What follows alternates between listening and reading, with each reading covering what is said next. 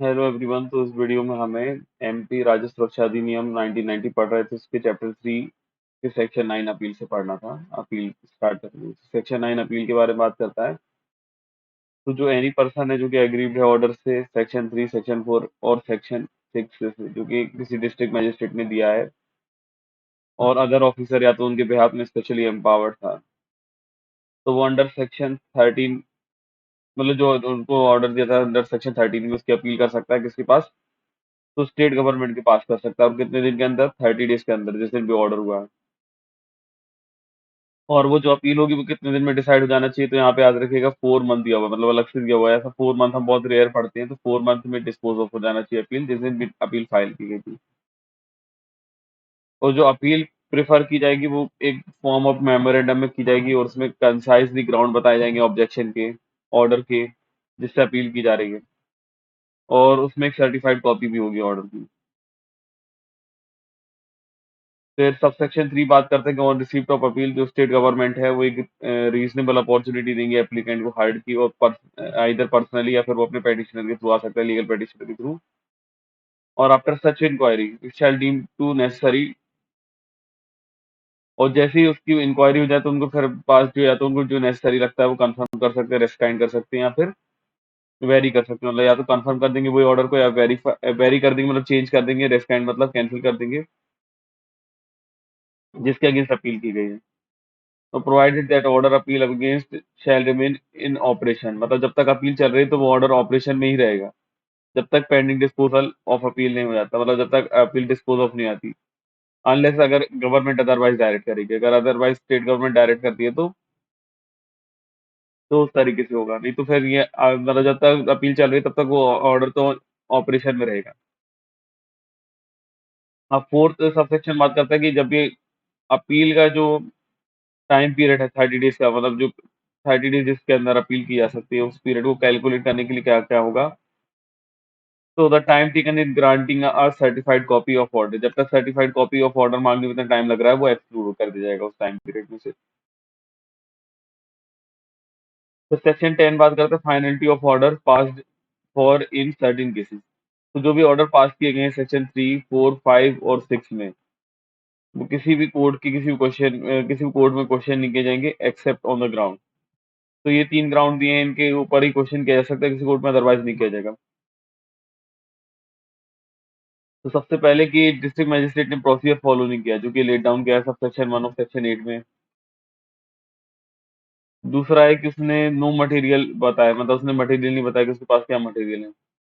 There was no material before district magistrate upon which it could have based the order. तो बिना ही किसी material evidence के उन्होंने वो ऑर्डर पास कर दिया। सेक्शन 3 बात करता है that the district magistrate was not in opinion that witnesses were not willing to come forward to give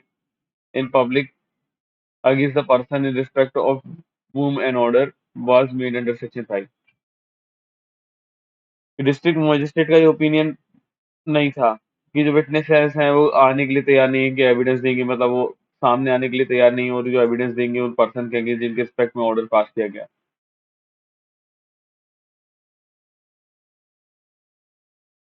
section 11 बात करता है procedure and failure of person to leave the district etcetera and is entry there in after removal. तो किसी person को वहां से निकल जाने के लिए ऑर्डर दिया था, वो पर्सन अगर वापस आ जाता है, तो if a person whom the direction has been issued, अगर किसी पर्सन को डायरेक्शन इशू किया गया था अंडर सेक्शन 4, 5, 6, कि वो रिमूव करे अपने आप को किसी डिस्ट्रिक्ट से, किसी पार्ट से उसके, या किसी एरिया से, उस डिस्ट्रिक्ट के या फिर पार्ट ऑफ कॉन्टिजियस प्लेस से, और या तो फेल हो गया अपने आप को रिमूव करने के लिए, या फिर उसने रिमूव तो कर दिया था लेकिन वो बिना परमिशन इन राइटिंग सेक्शन 12 में लिए एंटर हो गया उसी डिस्ट्रिक्ट, उसी पार्ट में, उसी डिस्ट्रिक्ट में, या उसी डिस्ट्रिक्ट में, या उसकी कंटीजियस प्लेस में, स्पेसिफाइड पीरियड में ही, जो ऑर्डर में स्पेसिफाइड पीरियड था। तो जो डीएम है वो उसको अरेस्ट करवा देंगे और रिमूव करवा देंगे पुलिस कस्टडी में, such place outside such area, जो कि डिस्ट्रिक्ट मजिस्ट्रेट ने स्पेसिफाई किया होगा, मतलब डिस्ट्रिक्ट मजिस्ट्रेट स्पेसिफाई करेंगे ईच केस में।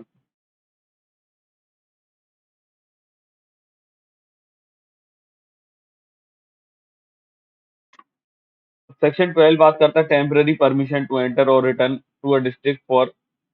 विच a period was directed to remove himself. तो ये सेक्शन बात करता है कि टेम्पररी परमिशन लेना पड़ेगी अगर किसी को आना चाहता है। अगर वो टेम्पररी किसी भी कारण से आना चाहता है, सपोज़ करिए कि वो उस जगह पे रहता था तो वहाँ पे उसका कुछ काम है, कभी एग्ज़ाम्स वगैरह हो सकते हैं, उसके पेरेंट्स की तबीयत खराब है, कुछ भी कारण हो सकता है। तो वो टेम्पररी परमिशन लेके आ सकता है, एंटर हो सकता है वापस से उस जगह पर। तो अगर स्टेट गवर्नमेंट और डिस्ट्रिक्ट मजिस्ट्रेट को लगता है तो वो राइटिंग परमिट कर देंगे कि जिसके अगेंस्ट वो ऑर्डर पास किया गया सेक्शन 4, 5, 6 में, जिसके यहाँ पे मतलब जिसके अगेंस्ट में वो ऑर्डर मेड किया गया था कि वो एंटर नहीं कर सकता, रिटर्न नहीं कर सकता, तो वो यहाँ पे for temporary period subject to such condition. तो कुछ समय के लिए और कुछ कंडीशन के साथ वो यहाँ पे स्पेसिफाई कर सकते हैं परमिशन को कि वो डिस्ट्रिक्ट में या डिस्ट्रिक्ट के पार्ट में, एरिया में या कॉन्टिजियस प्लेस में, डिस्ट्रिक्ट में या डिस्ट्रिक्ट में या उनके पार्ट में वो आ सकता है जहाँ से उसको रिमूव किया जा गया था। फिर जो परमिशन यहाँ पे दी जा रही है टेम्पररी, वो यहाँ पे कभी भी रिवोक की जा सकती है स्टेट गवर्नमेंट या डीएम के द्वारा। और जिस भी परमिशन को परमिट किया जा रहा है यहाँ पे अंडर सबसेक्शन 1 में, वो एंटर कर सकता है, रिटर्न कर सकता है उस डिस्ट्रिक्ट में या उसके पार्ट में, जैसा भी यहाँ पे मैंने बताया है, सब जगह वही लिखा हुआ है एज़ द केस में B, from which he was directed to remove himself, the authority giving the said permission may require him to execute a bond. तो जो भी अथॉरिटी यहाँ पे परमिशन दे रही है, वो यहाँ पे उससे एक बॉन्ड भी ले सकती है, या तो विद श्योरिटी या without surety, for due observation of condition impose on him, कि वो जो कंडीशन उसके ऊपर लगाई जा रही है उसको मतलब पूरी तरीके से फुलफिल करेगा। फिर सबसेक्शन 4 बात करता है कि any person who is pursuance of permission granted. तो जिस भी पर्सन को यहाँ पे ये परमिशन ग्रांट की गई सबसेक्शन 1 में, वो अगर एंटर हो रहा है, रिटर्न हो रहा है किसी डिस्ट्रिक्ट में या उसके पार्ट में, सच एरिया या काउंटी जिस प्लेस, जो भी मैंने सब बताया हुआ ही है, जो मतलब हमेशा वो जगह वो सब पूरा वही लिखा होता है, for which he was directed to remove himself, तो shall observe condition imposed in the state permission. तो उसको परमिशन की जो कंडीशन है वो जो इम्पोज की गई है उसको ऑब्जर्व करना पड़ेगा, और जो एक्सपायरी हो जाएगा temporary period which he was permitted to enter और रिटर्न, और अर्लियर रिवोकेशन है, या तो वो पीरियड जब खत्म हो जा रहा है, जब जिस पीरियड के लिए उसको एंटर या रिटर्न करने के लिए मिला, या फिर वो रिवोकेशन हो जाने के मतलब उससे पहले अगर वो कंडीशन रिवोक कर ली, तो शैल रिमूव हिमसेल्फ आउटसाइड सच डिस्ट्रिक्ट, तो उसको फिर तुरंत ही अपने आप को रिमूव करना पड़ेगा वहां से, उस डिस्ट्रिक्ट से, उस पार्ट से, उस कंटिन्यूस प्लेस से, एज द केस में be, and shall not enter, और उसको वापस नहीं आना आना पड़ मतलब उसको वापस नहीं आने मिलेगा, और ना ही वो रिटर्न हो सकता है देयर टू फॉर अनएक्सपायरी। तो वो अनएक्सपायरी रेसिड्यू पीरियड के लिए, जो कि ओरिजिनल ऑर्डर में दिया गया था,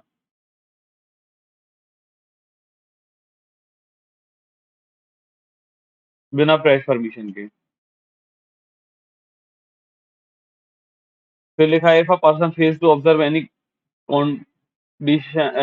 कंट्रीब्यूशन इम्पोज, सॉरी कंट्रीब्यूशन लिखा है यहाँ पे, कंडीशन ही होगा यहाँ पे। तो if any person fails to observe any condition impose, remove himself accordingly, having removed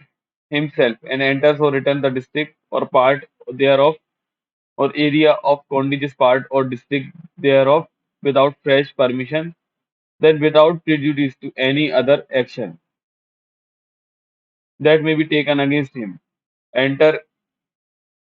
and sorry, any action taken against him under this act, the district magistrate may cause him to be arrested। तो district magistrate उसको arrest करवा सकते हैं और remove करवा सकते हैं उस कस्टडी में, पुलिस कस्टडी में, और such place outside as district magistrate may each case specify, और डिस्ट्रिक्ट मैजिस्ट्रेट फिर उसको बता देंगे कि कहाँ पे उसको छोड़ के आना है, outside the district, outside area मतलब जहाँ पे डिस्ट्रिक्ट मैजिस्ट्रेट ने बताया होगा, स्पेसिफाई किया होगा।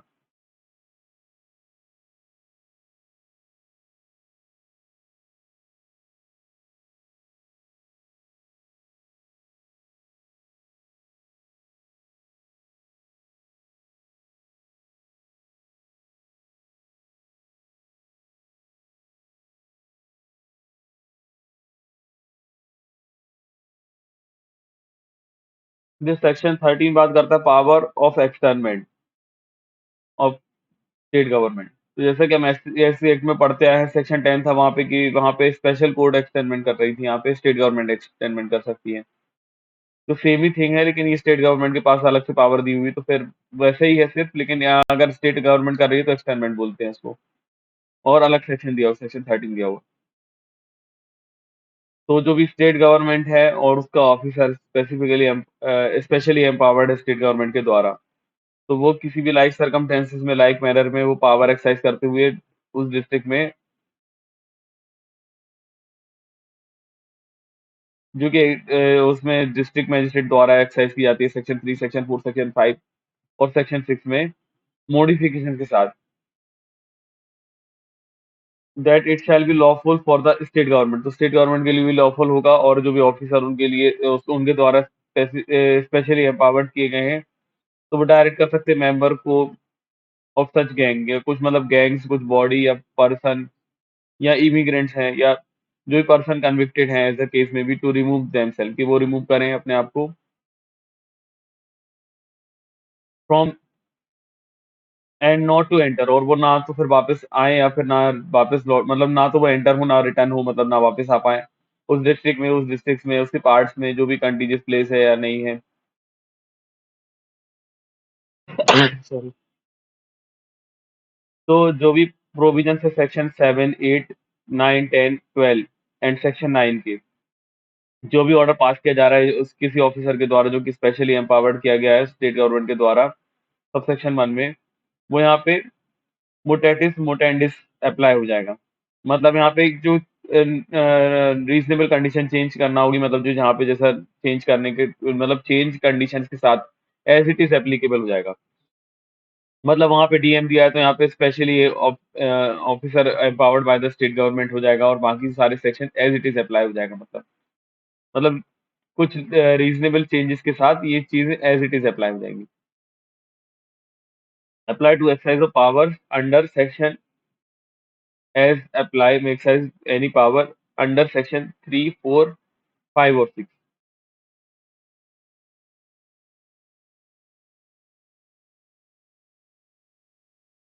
फिर लिखा हुआ है कि where the order is passed by the state government, जो भी ऑर्डर स्टेट गवर्नमेंट पास किया अंडर सब सेक्शन 1 में, तो स्टेट गवर्नमेंट में इधर ऑन ओन मोशन,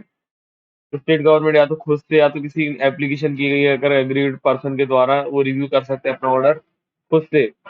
और पास कर सकते हैं कोई भी order in reference thereto as it thinks fit, की जो उनको ठीक लगता है, provided that no such order shall be varied, तो कोई भी ऑर्डर चेंज नहीं किया जाएगा ना रिवर्स किया जाएगा अनलेस जो has been given to the person concern, जो भी पर्सन कंसर्न है उसको एक अपीयर करने का, मतलब खुद के पास बुलाने का और उसको सुनने का, कि वो अपनी सपोर्ट कर सा है, अपने बारे में सपोर्ट कर पाए, hired in support of such order. तो सिंपल सी बात है कि जब भी ऑर्डर पास किया गया स्टेट गवर्नमेंट के द्वारा, वो खुद या तो खुद से ही चेंज कर सकते हैं, किसी पर्सन ने एग्रीड ने यहाँ पे एप्लीकेशन की है तो वो रिव्यू कर सकते हैं अपने ऑर्डर को और पास कर सकते हैं ऐसे रिप्रेस में किसी भी तरीके का ऑर्डर। लेकिन कोई भी ऑर्डर वेरी या रिवर्स नहीं किया जाएगा जब तक उस पर्सन को सुन नहीं लेंगे, उसको बुला नहीं लेंगे जो पर्सन वहां पे अफेक्ट हो रहा है।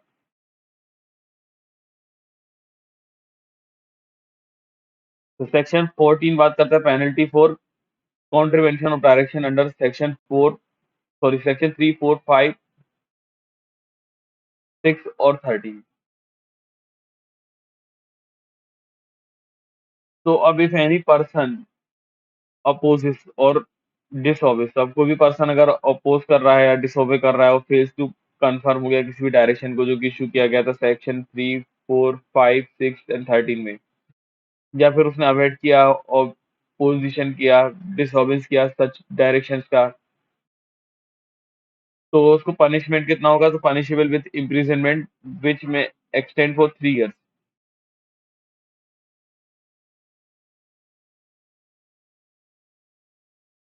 तो मैक्सिमम 3 ईयर्स के लिए जा सकता है,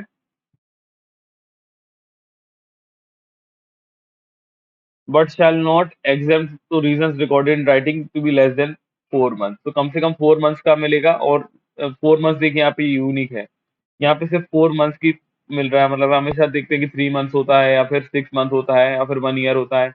यहाँ पे मैक्सिमम तो है कि 3 ईयर्स तक, लेकिन मिनिमम 4 मंथ्स के साथ अगर वो स्पेशल रीजन से रिकॉर्ड कर सकती है तो 4 मंथ, मतलब स्पेशल रीजन रिकॉर्ड करके उसको 4 मंथ तक का पनिशमेंट दे सकती है। और साथ में फाइन भी लगेगा, shall also be liable to fine लिखा हुआ है।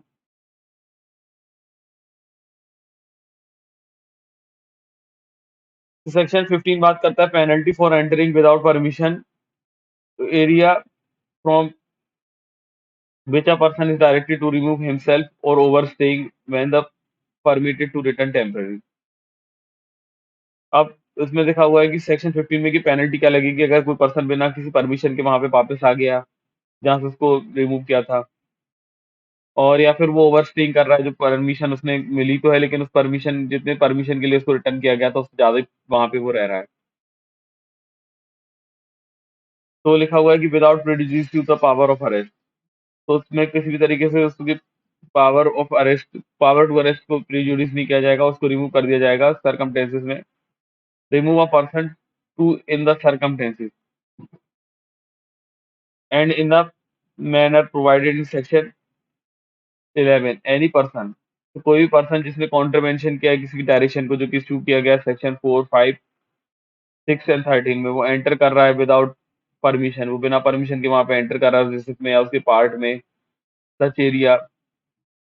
उस डिस्ट्रिक्ट या उस डिस्ट्रिक्ट के में या उस पार्ट में जहां से उसको डायरेक्ट किया गया था रिमूव करने के लिए, या फिर वो एंटर कर रहा है रिटर्न कर रहा है सच डिस्ट्रिक्ट में जो कि उसको पार्ट तो मतलब उसने परमिशन से आया था, मतलब उस पार्ट में thereof with permission granted, मतलब उसको परमिशन मिल गई थी सेक्शन 12 में कि वो आ सकता है टेम्पररी, बट फेल हो गया वो, और उसने कॉन्ट्ररी कर दिया उसके प्रोविजंस को जहां से उसको रिमूव किया गया था उस एरिया से eight the expiry of temporary period, और जो टेम्पररी पीरियड जिसमें उसको आने के लिए दिया गया था he was permitted to enter और रिटर्न, और या तो फिर वो जो ऑर्डर था जिसमें उसको परमिशन दी गई थी कि वो टेम्पररी आ सकता है, वो अर्लियर ही रिवोक कर लिया गया था सर्च परमिशन को, having been removed himself at the expiry of temporary period और on revocation of such permission enters और return thereafter without fresh permission, तो बिना परमिशन के वो वहां पे ज्यादा टाइम तक के लिए रह रहा है,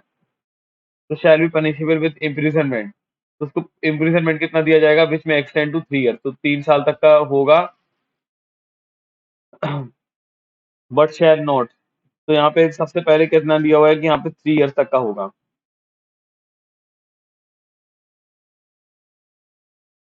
but shall not except reason recording,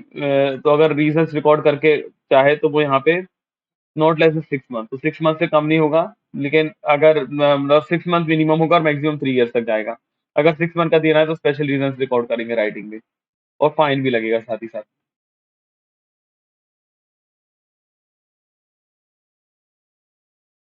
एक मिनट। तो सेक्शन 16 बात करता है presumption in precautions for contravention of order pass under section 3 and direction issued under section 4, 5, 6 और 13, तो उसमें लिखा हुआ not standing anything contain in the any other law for the timing in precaution for an offence for contravention of order pass under section 3 or direction issued under section 4, 5, 6 or 13 or production of authentic copy of order, and it shall until contrary proved, the burden of proving that shall lie on the accused presume, तो ये presumption दी हुई है कि जब तक अगर वो contrary prove नहीं कर देता, और जो कॉन्ट्ररी प्रूव करने का होगा वो एक्यूज में होगा, ये प्रिजम्पशन दी जाएंगी। 3 तरीके की प्रिजम्पशन इस एक्ट में है कि सबसे पहले जो ऑर्डर मेड किया गया है डिस्ट्रिक्ट मजिस्ट्रेट के द्वारा या सब डिविजनल मजिस्ट्रेट के द्वारा जो कि एम्पावर किए गए हैं स्टेट गवर्नमेंट के द्वारा सेक्शन 18 में, और स्टेट गवर्नमेंट या जो भी ऑफिसर उनके द्वारा स्पेशली एम्पावर्ड किया गया स्टेट गवर्नमेंट के द्वारा सेक्शन 13 में, एज द केस में भी,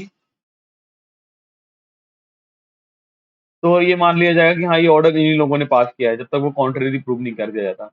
और फिर दूसरा बात में बता रहा है कि जो डिस्ट्रिक्ट मजिस्ट्रेट है या एडीएम है, मतलब एडिशनल डिस्ट्रिक्ट मजिस्ट्रेट है या सब डिविजनल मजिस्ट्रेट है, वो एम्पावर कर सकते हैं स्टेट गवर्नमेंट को सेक्शन 18 में, और स्टेट गवर्नमेंट को, जो कि ऑफिसर स्पेसिफिकली एम्पावर्ड है स्टेट गवर्नमेंट के द्वारा सेक्शन 13 में, वो सेटिस्फाई हो गए कि ग्राउंड ऑन और the purpose for which it was made existed and that is it is necessary to make some। तो जो भी मतलब डिस्ट्रिक्ट मजिस्ट्रेट हैं, एडिशनल डिस्ट्रिक्ट मजिस्ट्रेट हैं, सब डिविजनल मजिस्ट्रेट हैं, जो भी स्टेट गवर्नमेंट है या जो भी ऑफिसर उनके द्वारा स्पेसिफिकली एम्पावर्ड है सेक्शन 13 में, तो वो सेटिस्फाई थी कि इनके पास रीजनेबल ग्राउंड है कि किसी पर्सन के अगेंस्ट वो जो कंडीशंस है वो एग्जिस्ट करती हैं और वो नेसेसरी है ये order and that it was necessary to make some, कि वो नेसेसरी है कि ये सब चीजें की जाएं। तो सी में लिखा है that the order was otherwise valid, और जो ऑर्डर है वो अदरवाइज वैलिड है with conformity with the provisions of this act, इस एक्ट की प्रोविजंस के साथ वो वैलिड है।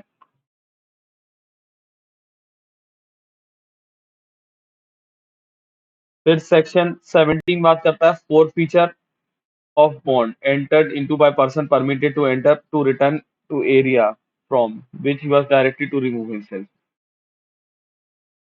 तो अब कोई भी पर्सन है जिसको परमिट कर दिया था सब सेक्शन 1 ऑफ सेक्शन 12 में, और वो फेल्स करता है, मतलब वो फेल करता है जो भी कंडीशन है, मतलब फेल हो जाता है उस कंडीशन को ऑब्जर्व करने में जो कंडीशन इम्पोज की गई थी अंडर सब सेक्शन, ठीक है, उस सब सेक्शन में, और in bond enter into by him, और जिस बॉन्ड को उसने एंटर किया गया था उसके द्वारा सब सेक्शन 3 में of the set section his bond shall be forfeited, तो उसका जो बॉन्ड है फॉरफिटेड हो जाएगा, and any person bond thereby shall pay penalty, तो उसका बॉन्ड तो फॉरफिट कर ही लिया जाएगा और उसके साथ साथ उसको पेनल्टी भी देना पड़ेगी,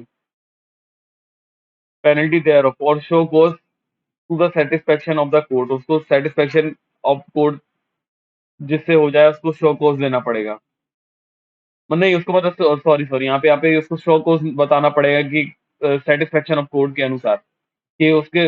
ऊपर ही पेनल्टी क्यों नहीं इम्पोज की जाए, कि उससे क्यों ये पेनल्टी ना ली जाए। फिर सेक्शन 18 बात करते हैं delegation of power and duties to district magistrate. तो not standing anything content in the CrPC, तो सीआरपीसी 1973 में क्या लिखा हुआ उससे कुछ फर्क नहीं पड़ता, जो स्टेट गवर्नमेंट है वो किसी ऑर्डर के साथ डायरेक्ट कर सकते हैं कि जो कोई पावर है या कोई भी ड्यूटी है जो कि इम्पोज की गई है डिस्ट्रिक्ट मजिस्ट्रेट को